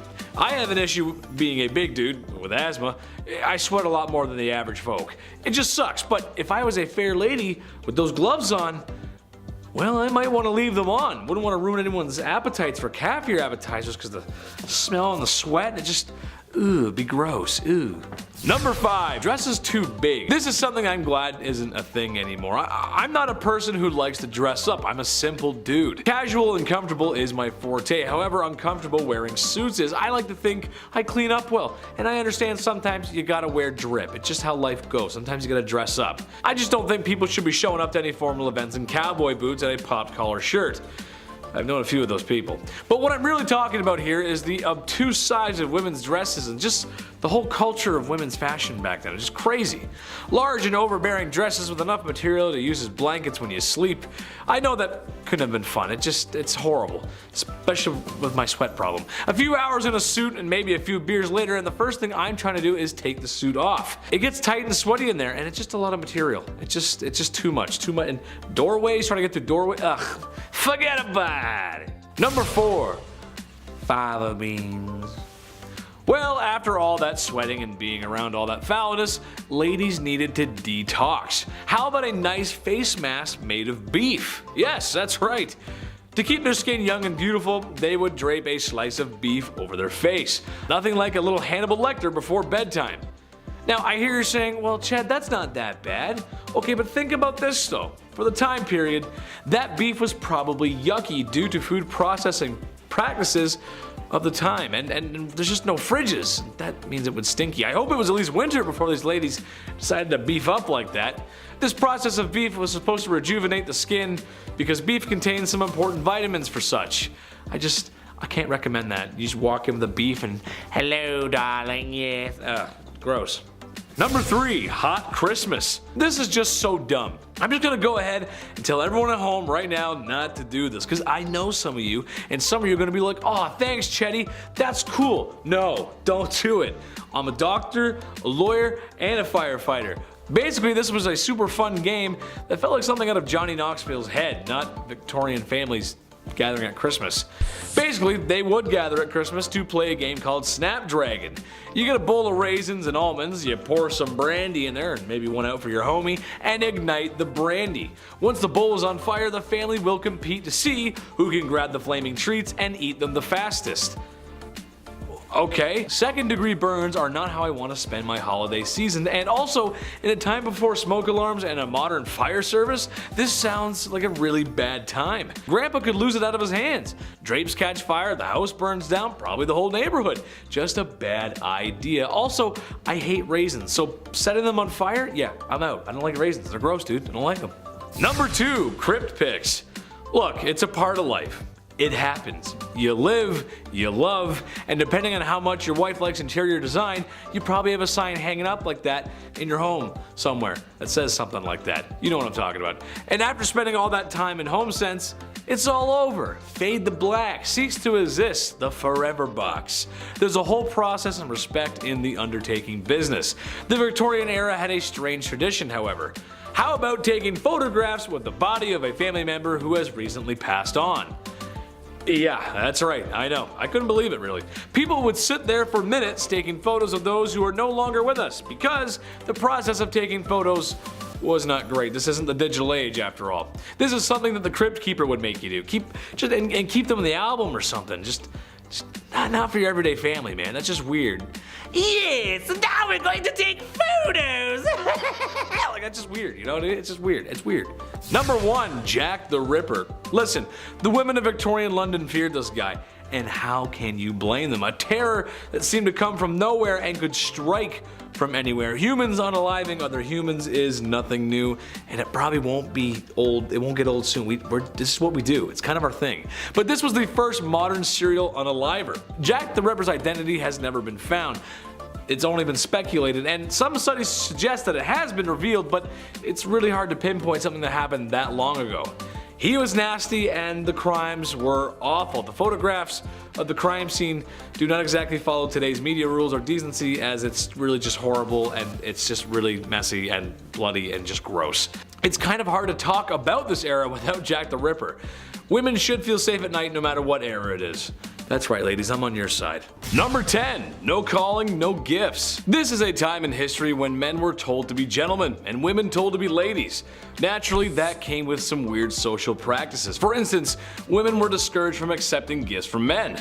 Personally, I like to give my girlfriend flowers and chocolate. I'm a classic guy, what can I say? Can't go wrong with that. However, even if a handsome silver-tongued devil such as myself were to give some flowers and the finest dark chocolate a 7-Eleven has to offer, and a most promising woman were to accept said gifts, she may not be able to call me back. Literally because, well, the phone isn't exactly a thing yet, and also because that's something else women were just discouraged from doing. Call on a man? No way, Jose, even if he is super nice and waiting for a genuine response. One etiquette guidebook from 1882 called any woman who calls on a man ill-bred and positively improper to do so. I like when people give me flowers and chocolate. Maybe call me sometimes, I'm a little lonely. Number 9, act like a lady. How dare ladies do anything unladylike? Oh, said every man ever in the Victorian era.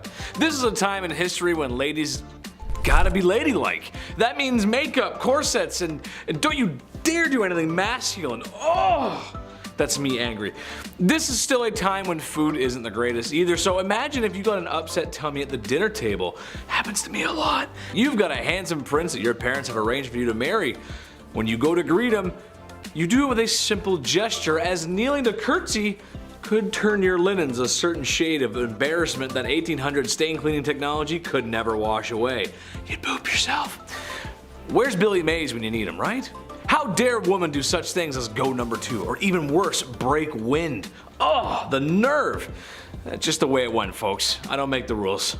Number 8, charged with love. Naturally, this was the past, and not being open to homosexuality was just the way it was. Especially when tucking yourself into bed at night alone wasn't allowed either. Homosexuality just wasn't gonna happen. They just weren't gonna be approved of it. It's just how it goes. It sucks. However, it's almost as if there's been love on this earth since day one, and to stop that kind of love, it's just silly, man. Wherever I go, everyone is welcome on this channel, or my Twitch. Chetty loves everyone, because in reality, this is a time period where you could wind up in jail for that kind of love. And as Austin Powers would say, that's just not very groovy, baby, yeah. Strangely enough, homosexual relationships between women might have been completely overlooked, as they were sometimes mistaken for women being friends. Yeah, I know. Some women even lived together, but given that they probably needed each other for financial support, people just kind of thought that's how it went, and they ignored it. It's like they live together, and like you start putting the pieces together, and it's like, you know, I don't know, something weird going on there. But love everybody, come on, be nice. Number 7, expectations. Alright, this one goes out to all the married ladies in the audience. Hello, how are you? I'm doing great, thanks for asking. I'm curious as to why you got married and what your expectations were. Did you marry your high school sweetheart and live happily ever after? Maybe you had a shotgun wedding and after one night at the saloon. Maybe you just really wanted to find a nice man and settle down, start a family, be a mother. I think any of those options are great, so as long as you have options. In Victorian England, you were expected to do the latter. Women were expected to get married and have kids, and that's about it really. My question is, why were ankles and wrists an issue but giving birth isn't? What I mean is, it's kind of a compromising position to be in. All I'm asking is that the girls get treated fairly and given choices, and be allowed to show some ankle. It doesn't make any sense. You can look at her business down there, but you can't show an ankle? That doesn't make any sense. I'm a magician. Number 6, double standard. Divorce sucks. It's no fun. The person you once loved and cherished is now the villain in your story. I love McDonald's, and I don't ever want them to be the villain in my story. I love you guys. Gotta get those Happy Meals. Divorce is something that isn't new. Honestly, it was probably invented the second after marriage was. In Victorian times, men had the right to divorce their wife if they had committed adultery. Women could not. Well, if you refer to my last part, you know that men were doing more than a little window shopping when it came to women. When men left town for business, they would have hired the services of a woman who patrol the streets at night. No, I'm not talking about Batwoman either. So men can divorce women if they dare to do what they did on a regular basis. Yeah, that's totally fair. That's good. Equal. Absolutely. Yeah. Number 5, emo girl. All the forever alone people, raise your hand. Let me hear you roar XD. I like to joke around a lot and say I'm a lawyer, a firefighter, and the cutest guy on the whole wide internet. But if there's one thing I know, it's people. I like people. I love them. I spend a lot of time with them, and after hearing this, I've come to the conclusion that this is where the emo girls come from. I figured it all out. It's down to a science. I'm a scientist now. Do you ever get that feeling in your tummy on Valentine's Day because you know it's going to be another one alone? And you'll be forced to be on your own, and that means sad music and crying in your room. Same, it's Drake's Marvin room for me. Well, single women in Victorian times had similar issues. Since women were expected to marry and have kids, single women who were also forever alone were pitied by society, which I argue is just way worse. No one wants to be pitied. Ugh. Number 4, gold diggers. She take my money when I'm in need. As she travel. Okay, anyway, back to the actual content. Well, not exactly. While today in a place like sunny California, you might see an older man with a woman who's half his age. Maybe he's driving a nice car, or she's got on the very best and latest from Louis Vuitton. Stylish, yeah. Most of us think some thoughts about what we might think is going on there. We can kind of be judgmental sometimes when we see things like that. However, looking through a lens of 2022 to Victorian times might make the women of Victorian times appear to be gold diggers, but in reality, it was because all of their financials were tied to their husbands, legally too. Which, if you can imagine, that system didn't work too well. What if your husband is broke? What if your husband is running amok with sultry lasses on the street corners? Like I said before, no divorce, but even if she could leave him easily, supporting herself afterwards was going to be an issue, especially financially. Number 3, birth factory. Just pump them out. The faster the better. Quantity over quality. Just get them out. The use of birth control, as you can tell, was not a common practice. Anyone who's over the age of 25, ask your grandparents how many brothers and sisters they have. I'm willing to bet it's in the 6 to 8 range. Let me know in the comments below, I'm curious. A trend that would continue for a few decades after. Education is important, and I'll get to that in my next part. Women were simply expected to act this way. Maybe it was the sign of the times since the Industrial Revolution was in full swing. Maybe the factories needed workers, I don't know. Which, in case you didn't know, they used children as employees. Maybe not so nice. Unfortunately, that was when there was an issue, and there were many. They had no HR to go to, and that was the least of their worries, really. Number 2, no school for you. No higher education for women. Banned from going to university. I don't think so, not very nice, no. Honestly, any society that doesn't want half of their population to go to school probably has a few things to work out. It's a boys' club, and they can only go to university so that they can learn to be smarter and be businessmen, so they can earn money and thus have the facilities to court a woman who really doesn't have a choice anyway. Women had jobs, not careers. And they were all the jobs that you can think of. The ones that were too feminine for men, as women were too feeble to participate in a men's job, which is just the most ridiculous thing I've ever heard. I'm happy to say that in 2022, we showed them wrong. Chetty loves everyone. Just remember that, I love everybody. You go, girls. Number 1, strict rules. Okay, so after a night in the bed sheets with the gal that you love, or maybe the one that you found, there's a good chance that 9 months later, a smaller version of you two could be walking around. A byproduct of intimacy, if you will. This was always something I wanted to rant about, but I always found it strange how strict parents and teachers from this time were with their kids. You gotta brush your hair, bed made, and whatever you do, don't ask for more gruel. Please, sir, could I have some more? Whatever that Charles Dickens book was, I think it was Oliver Twist. They made us read those books as kids, and I don't know why, because they're kind of boring. From the extreme military code ethics happening at home to the long days in a factory at work, being a kid was tough, man. Earning the punk rock blues of today. I'm just a kid and my life is a nightmare. Kicking off the list at number 10, smoky behind. When somebody tells you that you're just blowing smoke, it means that you're lying, okay? You've now been given exaggerated information of sorts. Well, back in the 18th century, they literally had to blow tobacco smoke at your behind. Yeah, weirdest work break ever, I'd say. So why did we perform magician enemas back in the day? What was the deal here? Well, tobacco smoke enemas were used to treat quite a few symptoms, or they thought so, including a common cold. These enemas came in these fancy kits with a fancy rubber tube. It was all fancy because it was an honest medical practice at the time. It was done by legit medical practitioners. This is the funniest part. The idea was that the tobacco smoke could warm up a soon-to-be deceased body. The nicotine would stimulate your adrenal glands, jolting you back into good health. The best health, might we say. And the way they would do it in the mid-1800s was by just blowing smoke and just waiting, seeing what happened. We're figuratively and literally blowing smoke. That's the origin of that saying. Fun fact there. Imagine doing that today. Like, I think I dislocated my shoulder. What do I do? He's like, one sec. Number 9, alarm clocks. While the medical world was one threat in Victorian times, apparently so was the technological side. Who knew? We obviously didn't have reliable alarm clocks back in the 1800s, obviously, but we did have jobs. So in order to get up on time, lamplighters or knockers would come by and tip you off.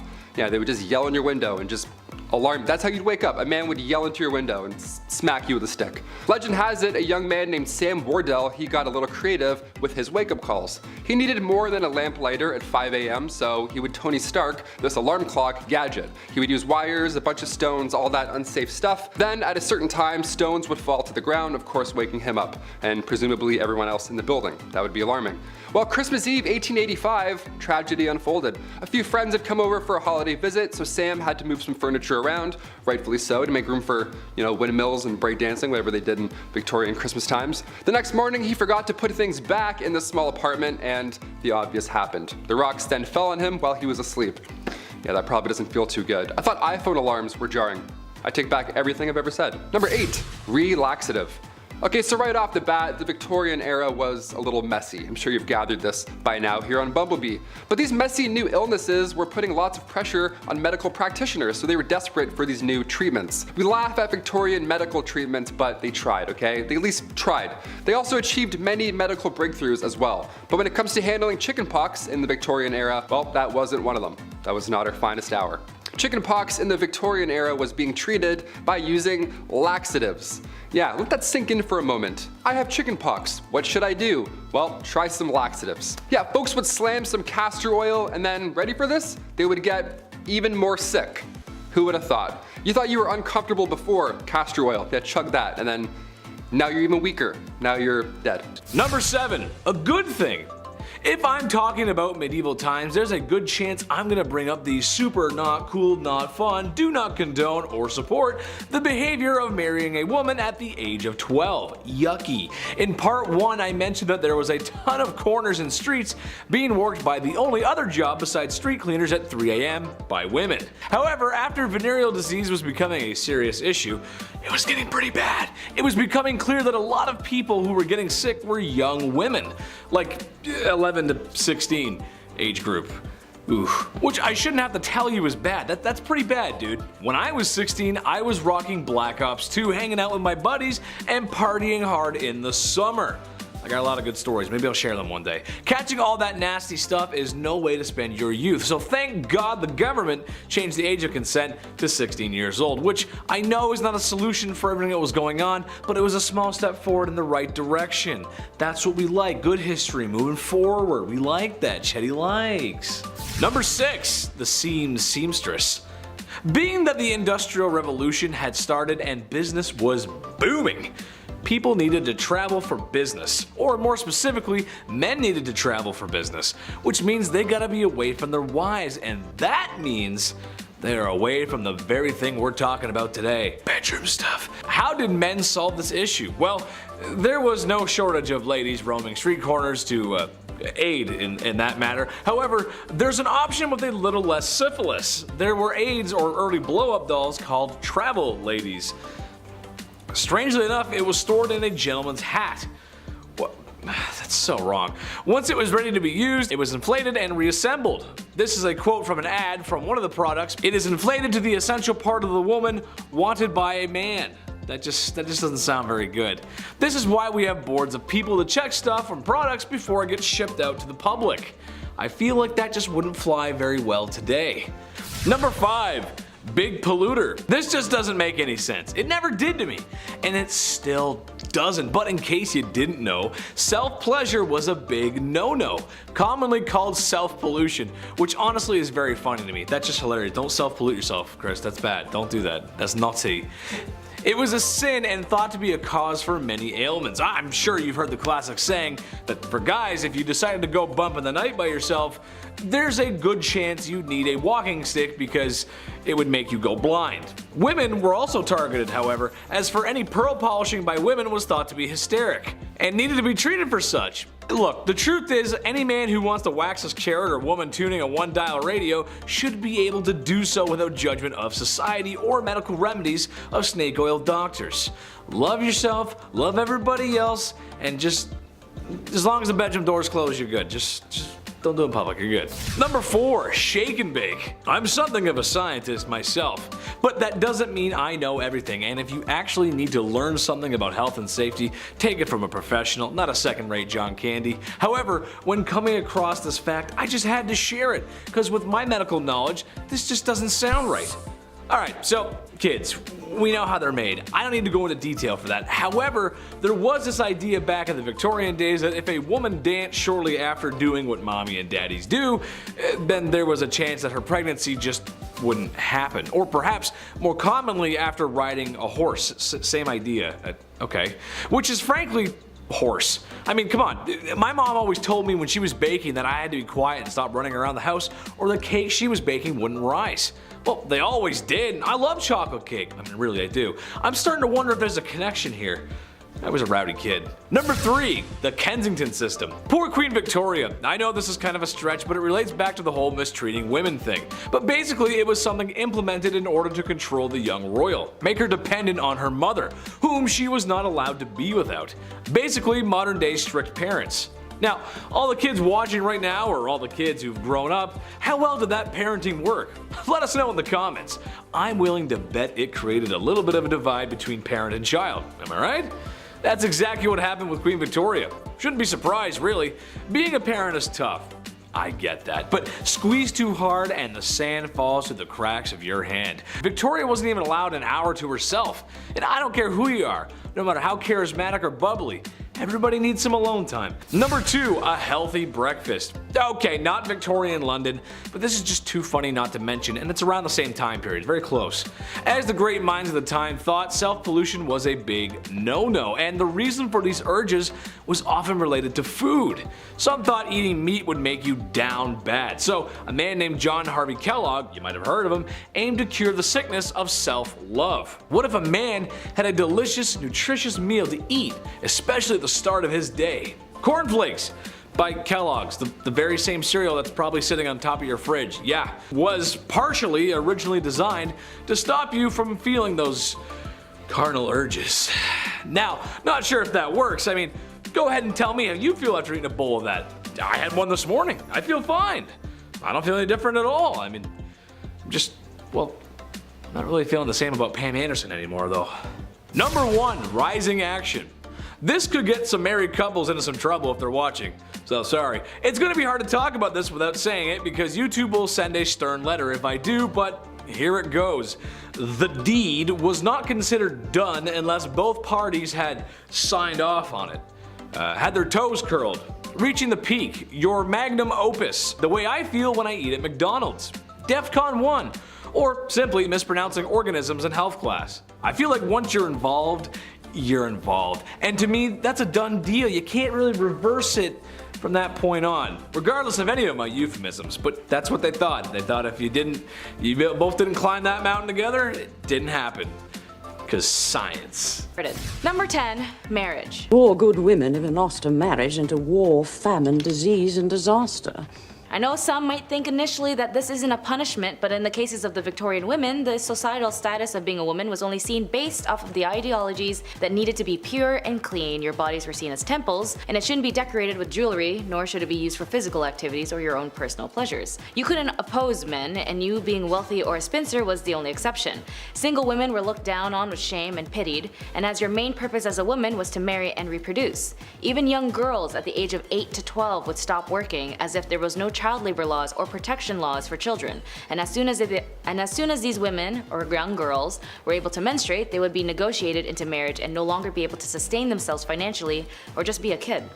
And being a poor married woman wasn't an option as you had no individual rights under law. Married women were only seen as one with their husband, and the husband would be the manager and entitled to all of your properties, as it was seen more as a business, and you were being micromanaged constantly until death do you part. Number 9, no rights. As I mentioned with marriage, women didn't have any rights as they were seen primarily as second-class citizens, and if you were a woman of color, my goodness, you were definitely seen less than human. Women who had to be married ended up losing everything they owned, inherited, or earned, and it would belong to their husband. Once a woman married, control of any property she owned as well as any income she received from it passed her husband. Although he could not dispose of it without her consent, her property, her personal property such as money or earnings or investments, and personal belongings such as jewelry passed absolutely into his control. She could not part with them without his consent, and if you were in a loveless marriage or a harmful one, you couldn't divorce your husband.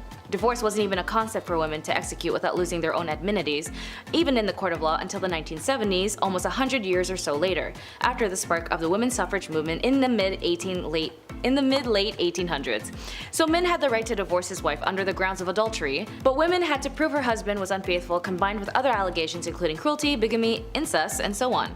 Luckily, in the 1857 Act, divorce did become a bit easier little by little, but again only under the impression that the woman had legal grounds and proof her husband was unfaithful with evidentiary support to back up her claims. And even then, she could finally earn some of her possessions. As for the husbands, if he wanted to divorce his wife, he didn't have to do anything, he could just say it and it would be fine. Number 8, no education. To me, education is extremely important, as it was something I learned growing up in my family, that education liberates you to understand yourself, those around you, and the world better. And for women in this era, they were received less education than men. They were banned from universities and could only obtain low-income paying jobs, as she was not allowed to follow a profession, as they were all closed to women. And the irony of them having Queen Victoria as the reigning accolade of this era, a woman and women of these times couldn't get an education to liberate herself or her children from defamation if the husband no longer sees her as a useful asset. So for women, especially those who could afford it, was raised in a privileged household with financial backings and exceptional family background, her education was only seen as accomplishments. Like, oh darling, she's a very accomplished woman, is something you might hear in these type of movies that depict the era, which only indicates that she had artistic talents like singing, dancing, and knowing foreign languages, and anything to help earn them a husband and be a benefit in the house. Even doctors at this time believed that if a woman studied too much education, she would stunt her ability to reproduce. Wild as hell. And when university allowed women to attend their lecture halls, their families would actually forbid them from going, worried that it would prevent them from finding a husband. Number 7, backed up. Let's say it's the Victorian era and let's say you're constipated, right? It happens, you know? Well, bad ideas will most likely follow, if you didn't already guess that. According to Merck's 1899 medical manual, small amounts of strychnine were prescribed to those who were constipated. Yeah, the strychnos nux vomica was thought to better the gastric functions. Even a small amount of this stuff would attack your respiratory system. You'd contract, you convulse, it's horrible. It would be a painful way to go out. It's much worse than being constipated. Any day. I would much rather be constipated than any type of strychnine. Are you kidding me? Number 6, leeches. I grew up with hearing problems. I've been around the block with earaches, ear infections. I had ear tubes numerous times, all that jazz. So I feel really bad for the folks in this next one, okay? I hear you. Pun intended. In the Victorian era, medical practitioners would say to use leeches for your ear infections. That's the number one trick they don't want you to know. There it is. Once they're attached to you, the idea was that they can numb pain while at the same time providing proteins and peptides to its host. So on paper, again, the idea made sense, but the science didn't quite follow, did it? It wasn't entirely hopeless though. Recently in 2004, the FDA reintroduced leeches to the medical world, yeah, because their bite can break up blood clots and induce blood flow. So it's not entirely hopeless. We talked about leech collectors on this channel before, so of course we have to talk about more of the science that they were hoping to achieve with it, right? Also, I worked at a retirement home when I was 16. I thought that job sucked. Imagine being a leech collector? No way. Number 5, cat attacks. If I had to pick, I would of course say I'm 100% a dog person. I grew up with 2 cats, I'm allergic. I grew up with 2 dogs, not allergic. Dog guy all the way, sorry. Cats are cool, but this next story just totally freaked me out. Back in 1870, this rich woman had put her time, energy, and resources into cat breeding. How lovely is that? She had tons of cats, she loved all of them, and they loved her. Again, I'm allergic, so I'm already sneezing just reading about this story. It was the 1800s, okay? A lot of candles, everything was obviously extremely flammable, and disaster hit often in Victorian times. And in 1870, a fire broke out at this young woman's home. The cats were trapped inside the house. Now, they made it outside, don't freak out or anything, they all made it out, but by the time the 2 maids had kicked the door open to rescue said cats, they had gone full primal. They were afraid, they were freaking out, they were just scratching their way out through anyone and everything. The fire in the house had obviously scared them, so when the doors were open, these 2 maids were both sadly attacked by all of these cats. What a horrible thank you for saving all of their lives. I pulled my cat's tail when I was younger. I learned real quick, never to do that ever again. Number 4, hiccups. Today we have many cures for hiccups. Yeah, you gotta get scared or hold your breath or drink water like while you're doing a handstand. I don't know, everyone's got weird ideas, whatever. But nothing was as dangerous as the Victorian era hiccup cure. Yeah, ready for this one? Don't try it. This one's scarier than a jump scare, that's for sure. In 1899, again, in the good old Merck medical manual, it recommended using chloroform to cure your hiccups. Yeah, just completely damage your entire nervous system and poison your kidneys, for sure. To get rid of hiccups, that's way better. This 19th century anesthetic was not a solution. Never try this. Continue scaring your family and friends. That's definitely the way we handle hiccups now. Number 3, tapeworms. Back in the Victorian times, they really figured out the trick to weight loss. Yeah, was it watching what you eat, maybe counting your steps, maybe getting a gym membership, something like that? Nope, and no way. No, it was way easier than all those things combined. Can you believe that? And you didn't even have to pull back on how much you were consuming. Doesn't this sound fascinating? What is this? Well, all you needed was a handy tapeworm. Yep, I don't have one. I don't know why I pointed. That'd be gross if I had one. Yeah, tapeworm. You know those things that can kill you today if you get one?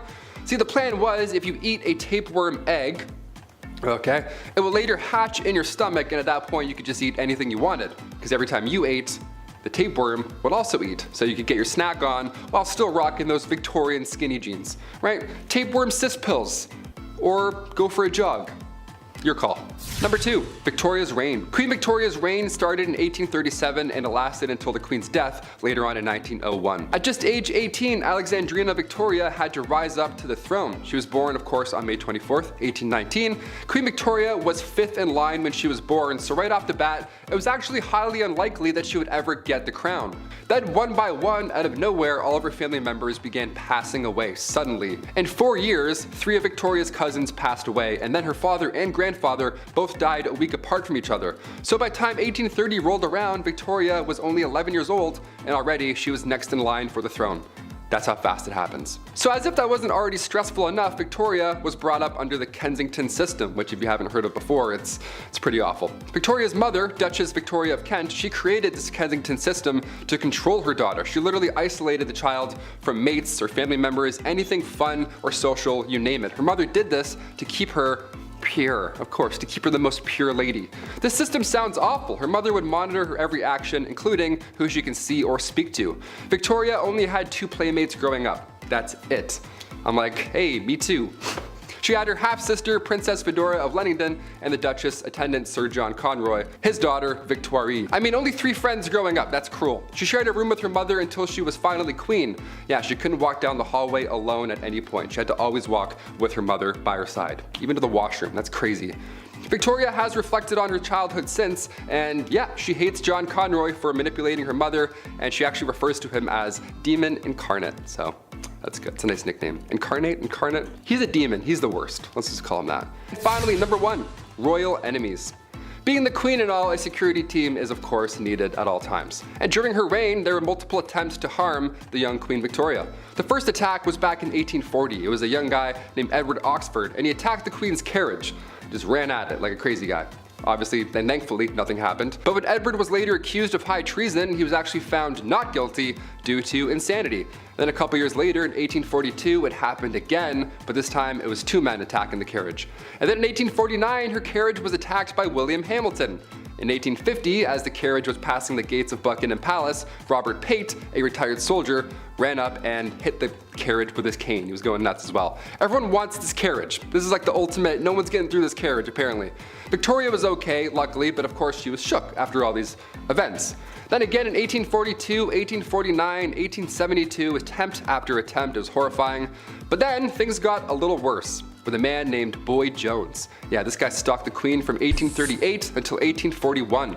This guy somehow managed to break into Buckingham Palace more than once. He knew a way in just to Buckingham Palace, which should never be a thing in the first place. And the weird part is here, Boy Jones, once he was inside the palace, he would hide under the Queen's sofa, and he would also just sit on her throne for hours, just hanging out. Yeah, he would pretend he's Cersei Lannister and just sit on the throne for a minute or 2. Think about life. Eventually, thankfully, he got caught, but imagine coming home and Boy Jones is sitting on your couch. You're like, what are you doing? Take that shirt off, get out of here. At number 10, death photography. Has anyone out there looked at really old photos and had that eerie thought that everyone in that photo is dead now? I have. I know it sounds kind of weird, but it's just something that comes to mind sometimes. Back in the Victorian era though, they really had that thought because death photography became a trend at the time. Back then, people were dropping like flies. They dealt with a lot of illnesses like measles, scarlet fever, diphtheria, rubella, typhus, and cholera. Death was all around them, but with the rise of photography, this became a new way of keeping a memento of their loved one who passed away. Before this, they would keep locks of hair and other items from their loved ones, but once they got access to cameras, families started posing with their dead relatives. Literally. Families would often keep the bodies of their dead loved one in the house for days after their passing in order to have that mourning period, but soon they started staging photo shoots with the remains of their relatives, posing them and dressing them up to make it look like they're still alive. Family members would take pictures with the deceased to have one last family portrait before burying their loved one. It's kind of heartwarming in a way, but also really creepy. At number 9, emigration. During the Victorian era, there was unfortunately a lot of orphan children living in the streets of London. It became a pretty big problem because of the sheer amount of young people without homes or families. It was estimated that around 30,000 children were living on the streets in London in 1869. Soon a program was put into place to try and solve this issue, and people started rounding up these orphan kids and shipping them off elsewhere to work in some of the British colonies. Many of the kids who were shipped off ended up working as farmhands or as domestic servants. Though many children were shipped off to places like New Zealand and Australia, the majority of them went to Canada. About 80,000 of them actually. They were sent away with hopes that they would be able to live better lives, but unfortunately for many of those kids, they didn't end up having any better luck in compared to when they lived on the streets. This practice ended up becoming pretty controversial, as you can imagine. Before we carry on talking about the strange things that happened in the Victorian era, why not take a moment to leave a like on this video if you're enjoying it so far, and while you're at it, consider subscribing to the channel to see more videos like this one. At number 8, mental health. Back in the Victorian era, the study of the human brain and psyche was still relatively new, so no one really knew what was going on up in people's noggins. Mental asylums started to pop up, and people started getting diagnosed with mental problems even if the diagnosis wasn't accurate. The 3 labels that a patient could fall under were the manic, the melancholic, and those with dementia. The symptoms for those big 3 labels often varied, and people were admitted to asylums for some pretty messed up reasons. There was a list of common causes for mental illness that people referred to back then, and it included things like, quote, laziness, novel reading, superstition, an immoral life, and intemperance, as well as the act of self-pleasuring. For women, they could also be sent to asylums for some pretty ridiculous reasons, like imaginary female trouble, hysteria, rumor of husband murder, and even fits of desertion of husband. I am so glad things have changed since then. Number 7, the right to work. Work was only available to those who had no choice, as their societal status prevented them from leveling up to the ladder to have a better life independently. Even more so, women who were labeled as part of the working class, these women fueled the industrial revolutions, making up to 60 to 80% of the working force in light industries such as cotton manufacturing. Even more so, those who were labeled as part of the working class, women of this era fueled the industrial revolutions, making up to 60 to 80% of the workforce in light industries such as cotton manufacturing. Women that had jobs outside of the home made them less likely to marry, leaving them with no choice but to stay in undesirable situations that made them undesirable themselves.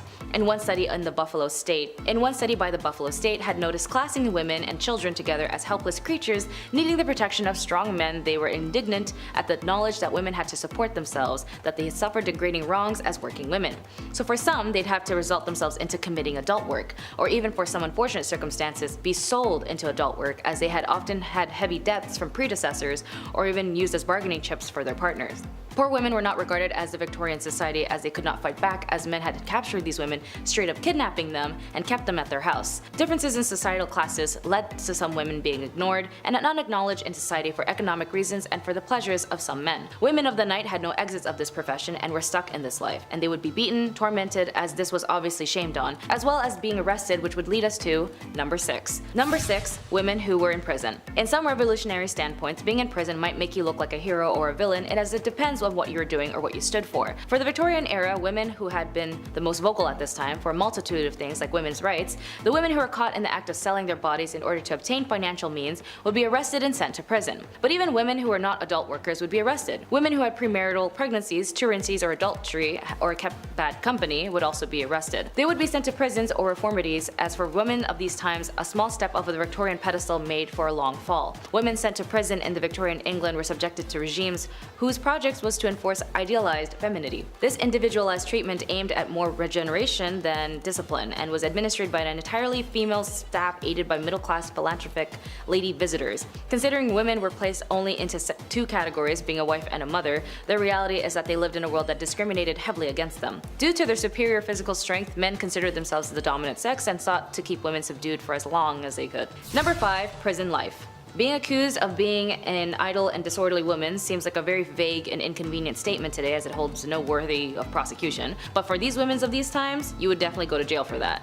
These roughly defined offenses were common charges against women in the 18th century. At least in some records of the names of these women have survived, there are 2 on the list who are sadly identified only known as an unknown woman, cannot give any account of herself, and the other being accused of being a vagrant and an idiot. Which, of course, being an idiot isn't a crime unless you're doing something idiotic that hurts another person. Then yeah, I guess being an idiot is a crime. It is possible that up to 2/3 of prisoners in the House of Corrections, like the one at the prison called the Wakefield House of Correction, were female. Beating hemp was the usual form of hard labor. as well as if the women refused to comply or being able to commit to tasks, whipping and beatings were also a commonplace, particularly to those who convicted of vagrancy, lewd conduct, and night walking. Number 4, domestic harm. This is sort of stemming back to the whole marriage thing in number 10, as it basically ties in on how horrible life was being a woman in the Victorian era, or just being a woman in general in any historical time. With these sacrifices and determinations of these women, as they ensured the women like me were able to gain access slowly but surely to equal rights, but sadly when it comes to marriage for some of these women, they're also at risk of being in harmful relationships that were extremely normalized at the time. Violence against women and the lack of protection was common, as there were no laws for the physical violations they had to endure. After all, when you got married, everything you owned belonged to your husband, and so did your body, with or without consent. Domestic violence was an issue that captivated the Victorian imagination due to the unprecedented visibility that domestic harm began to receive in the press and the emergence of an ongoing debate during the 1840s and the 1850s. Domestic violence was an issue that captivated the Victorian imagination due to the unprecedented visibility that domestic harm began to receive in the press and the emergence of an ongoing debate during the 1840s and 1850s about the domestic harm and other marriage issues that affected women. Like all laws that slowly opened gateways to other clauses, the 1828 Offences Act that targets working class violence helped a cultural shift on the subject, and domestic violence became a topic to the public. Number 3, the angel of the house. Or the angel in the house. When it came to the liberation, it all stemmed with the women's rights group's fought for equality and over time made strides in attaining rights and privileges. However, many Victorian women endured their husband's control and even cruelty, including sensual violence, verbal abuse, and economic deprivation. And there's no way out of it, as it got worse, as a man named Coventry Patmore published a book called Angel in the House. It consisted of poems and the ideal Victorian marriage, and although it came from a place of grief at the loss of his first wife, the book had suddenly become a staple in women's behaviors in marriages, and then became a standard of their status. A woman's proper role was to love, honor, and obey her husband, as her marriage vows stated. A wife's place in the family hierarchy was secondary to her husband, but far from being considered unimportant. A wife's duty to tend to her husband and properly raise her children were considered crucial cornerstones of social stability by the Victorians. Representations of ideal wives were abundant in Victorian culture, providing women of their role models, and the Victorian ideal of the tirelessly patient, sacrificing wife is what depicted the angel in the house. And for these middle-class women, mimicking the angel in the house gave them more opportunities to find a successful match in marriage. Number 2, the House General. The House General, and a term coined in 1861 by Isabella Beeton in her influential manual, Mrs. Beeton's Book of Household Management. Because for women they needed a manual on how to be a good wife, a good woman, and a good so on and so forth. Here she explained that the mistress of the house is comparable to the commander of an army or the leader of an enterprise. To run a respectful household and secure the happiness and comfort and well-being of her family, she must perform her duties intellectually and thoroughly. For example, she had to organize, delegate, and instruct her servants, which was not an easy task as many of them were not reliable. Isabella Beeton's upper-class readers may also have a large complement of domestics, a staff requiring supervisions by mistress of the house. Beeton's advised her readers to maintain a housekeeping account book to track spending. She recommends entries and checking the balance monthly, but also keep in mind this is the same lady who told people to put borax in bread to save money. This may not seem like a big punishment for some viewers, but if you were told that you needed a manual to how to live your life so you wouldn't be kicked out of society, that's not something that's a preference today, is it? And number 1, asylum. Now, if you're a woman who was out of the realms and just didn't want to be part of society like everyone else, maybe just suffered a series of mental health issues or even just looked ugly, you might find yourself in an asylum. They had such ridiculous reasons to lock up a woman, as I mentioned in the prison section on this list. From being a vagrant, disorderly, or whatever the case was, you'd go to prison, or even more so, to the asylum. For some families, if they just didn't know what to do with you, they just toss you into the asylum for not being complicit. In an investigation by a very passionate and amazing writer named Nellie Bly, she had experienced firsthand on the field of the mistreatments, the devastating conditions, and harm patients had to endure. In her report published in 1887 and later published in the book 10 Days in the Madhouse, it caused such a sensation it prompted the asylum to implement reforms and shed the light on the significant impact on American culture. Anyways, being a woman was tough as hell in the Victorian era, but with their determination for the right to vote, the women's suffrage movement that enforced lawmakers to ensure them to obtain sustainability today is the reason why there are so many genuinely incredible women who are able to become who they want to be. And it is important to note those who do not know how to look back at where they came from will never get to their destination. So be sure to read up and learn a lot. After all, the answer in our future is laid dormant in our past.